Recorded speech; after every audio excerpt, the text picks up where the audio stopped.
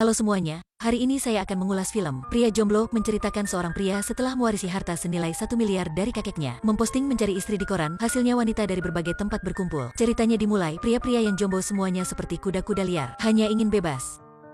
Mau makan rumput akan makan rumput. Mark adalah pria yang jomblo. Hari itu dia sedang berbicara tentang putus dengan pacarnya yang ke-35. Percakapan sangat serius. Anne yang di belakang Mark juga sedang putus, keduanya sangat serius. Setelah Mark pergi, Anne mendekati Mark. Tak tahu alasannya, tapi saya ingin makan bersamamu. Keduanya makan bersama di tepi sungai, dan percintaan muncul secara sederhana. Kuda liar sudah menemukan ladang rumput yang dia sukai. Teman-teman Mark sangat suka permainan. Dalam pernikahan, gadis mana yang menangkap bunga pengantin perempuan? Bulan depan harus menikah, si gemuk meskipun besar dan kuat. Tapi akhirnya masih diikat dalam pernikahan. Teman Mark semakin sedikit. Cinta 3 tahun, Anne akhirnya menangkap bunga pengantin perempuan. Mark heran, cepat kembali ke rumah. Dia mengeluarkan foto-foto mantan pacarnya yang disembunyikan sejak lama. Di telinganya dengar suara kuku kuda. Ketika menikah, dia tak akan bisa menemukan kesenangan lagi. Dan pikir sudah menjadi sedih, tidak berani bertaruh maupun tidak ingin terbayang lagi. Sang kakek pemarah dia gunakan speaker memerintah Mark cepat menikah dan punya anak. Cincin melamar juga disiapkan. Kakek juga pernah menjadi kuda liar, tapi untuk keluarga dan keturunan. Sudah mengorbankan kebahagiaan jadi pria jomblo, sekarang mengingatnya dengan air mata. Malam itu, Mark melamar Anne di hotel romantis. Penyanyi dalam ruangan itu memiliki suara merdu. Merasa suasana aneh, tapi tak terduga, karena sangat khawatir Mark sudah mengeluarkan semua pikirannya. Dia hanya ingin menjadi ekor kuda liar, tapi akhirnya, Anne sudah menang. Anne berkata, "Kenapa berkata kamu menang?"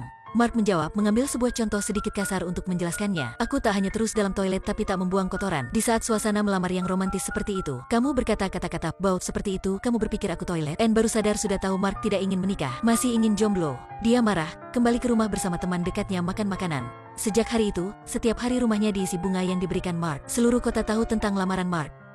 Cerita duduk dalam toilet tak membuang kotoran menjadi legendaris. Tak lama kemudian, kakek Mark berpulang. Anne mengunjungi Mark, tidak usah boros dengan hadiah bunga-bunga itu. Keduanya saling kembali.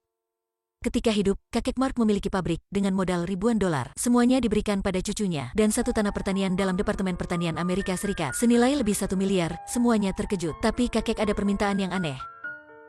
Mark harus menikah sebelum berumur 30 tahun. Setidaknya mempertahankannya 10 tahun, 1 bulan tidur sendiri 1 kali. Dalam 5 tahun harus punya anak, jika tidak tak akan menerima apapun. Kakek sangat jahat. Besok adalah ulang tahun ke-30 Mark. Jika sebelum jam 6 besok dia tak menikah, dia akan mengucapkan selamat tinggal 1 miliar. Pendeta pernikahan adalah pegawai rumahnya. Mark segera menemui Anne untuk melamar, tapi Anne sudah bepergian. Mark mengejar, berlutut melamar. Mengantar pendeta, hanya perlu Anne setuju, semuanya akan lancar. Mark tidak berkata sampai 1 miliar, menghadapi banyak pertanyaan Anne. Dia ingat lagi pandangan bebas. Anne bilang dia awalnya tidak ingin menikah. Rencana melamar kedua gagal. Anne baru naik pesawat sudah menyaksikan hal percintaan yang manis. Marah, dia langsung membatalkan bepergian dan kembali rumah. Mark merasa dirinya masih hidup, tak akan membuat keluarganya lapar. Menjadi seorang pria jomblo juga baik, tak usah 1 miliar. Tapi pemegang saham berkata, tak ada 1 miliar itu. Pabrik akan ditutup, ratusan orang akan dipecat. Dengan lemah, dia keluarkan foto-foto mantan pacarnya. Melamar setiap orang. Orang pertama dipilih adalah gadis teller. Mark berkata hanya perlu dia setuju Mark akan mendapat 1 miliar. Tapi dia sudah menikah. Mark menemui gadis sales yang selalu menunggunya. Belum menyebut tentang 1 miliar, dia sudah memeluk Mark. Sebenarnya suka Mark. Setelah dia berterima kasih, Anne sudah menolak Mark. Tapi gadis ini berpikir dia hanya sebagai pengganti. Pria itu berpikir dia berhasil melamar. Tapi waktu itu, Mark melihat Anne. Mark segera mengejar tapi salah orang. Sampai dia kembali, si sales marah jadi membakar toko. Setelah itu, Mark menemui mantan sutradara film. Dia menolak dengan serius. "Kamu pikir aku perlu 1 miliar kamu?" Mark terus melamar mantan sebagai pembicara. Dia adalah seorang gadis feminis. "Kamu ingin membuat aku sebagai barang tukar 1 miliar kan? Si bajingan kayak kamu, cepat pergi." Pergi sepanjang hari, sampai truk juga berasap. 3 orang hanya bisa naik bis menemui mantan untuk melamar. Pendeta tak berkata apapun, lelah ketiduran. Tapi waktu itu, Anne dan teman dekat berniat bepergian. Tapi ketinggalan kereta, hanya bisa kembali bermain ke rumah. Orang tua membantu mereka. Ayah baru pergi, ibu sudah berkata, "Mas, aku mulai rindu Mas." Ayah kembali mencium ibu. Pandangan lucu itu terus berulang. Ayah menyuruh ibu tutup mata, tak boleh melihat. Ibu dengan senang menikmati kebahagiaan, tak ingin membuka hadiah. Anne tak bisa menahan diri jadi berkata, "Cepatlah buka hadiah jelek itu." Ternyata itulah kalung yang ibu suka. Pasangan ini saling bertatapan. Pandangan itu membuat 2 gadis muda merasa dirinya terpojokkan. Ibu malu bilang ingin ke toilet. Tak terduga ayah baru duduk sudah melihat ke arah toilet. Sayang, cepat kesini, aku rindu kamu. Pandangan ini membuat dua gadis muda kesal. Ini bukan rumah, inilah tempat mempertontonkan cinta. Mark ke pos polisi melamar. Mantannya adalah polisi. Saat mengajar penjahat, masih tampak cantik. Inilah alasan Mark menyukainya. Ketika dia tahu Mark ingin 1 miliar baru melamarnya. Sudah memukulnya, arti kamu ingin menikah untuk 1 miliar. Setelah itu mencari cinta sejati. Mark jangan bermimpi bisa memiliki si polisi ini. Setelah itu, dia melamar gadis pembuat kue. Tapi dia sudah setuju menikah dengan karyawan dalam toko. Juga tak ingin dilamar oleh Mark, jadi dia menyerah. Ingin 1 miliar, tapi dia sudah kegagalan 6 kali. Mark hanya percaya pada gadis di Institut Akuarium. Meskipun gadis itu sangat sombong, tapi masih kalah dengan 1 miliar.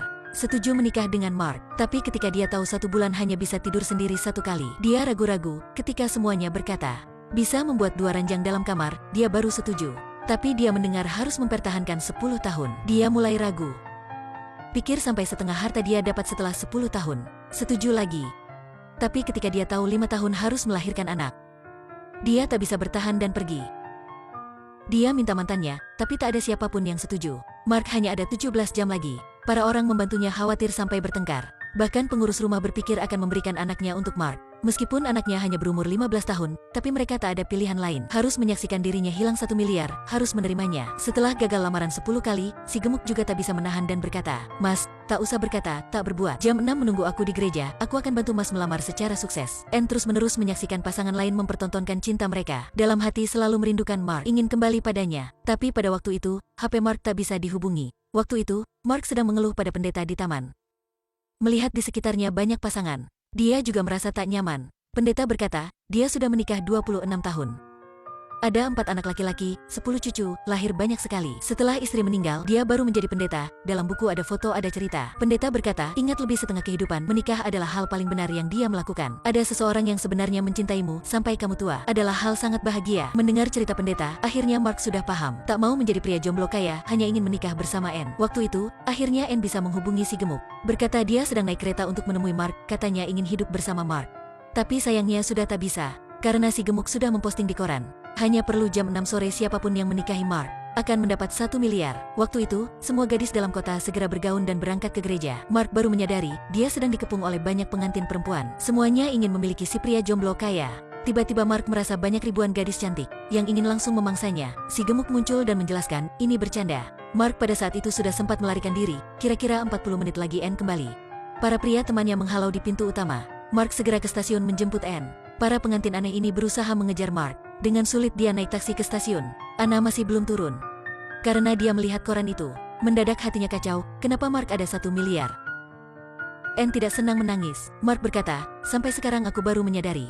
Keriput-keriput di wajahmu sangat memikat. Kamu adalah hal paling berharga, hal paling romantis yang bisa kulakukan selama kamu hidup sampai tua. Anne bersimpatik sedikit merasa tak jujur, tapi menyetujui menikah dengan Mark. Dalam toilet di kereta, dia mengganti gaun. Tapi ratusan pengantin perempuan lain juga sampai. Semua kota menemui Mark, bukan karena menyukainya, tapi karena 1 miliarnya. Mark terpaksa manjat ke atas. Anne juga melewati banyak rintangan untuk bisa masuk. Pendeta duduk di dalam mobil. Anne mengatakan dengan lantang, sejak sekarang Mark menjadi suaminya. Film berjudul Pria Jomblo. Jika suka video kami, harus dengan postingan di koran baru bisa menyelesaikan jomblo. Jika suka video ini,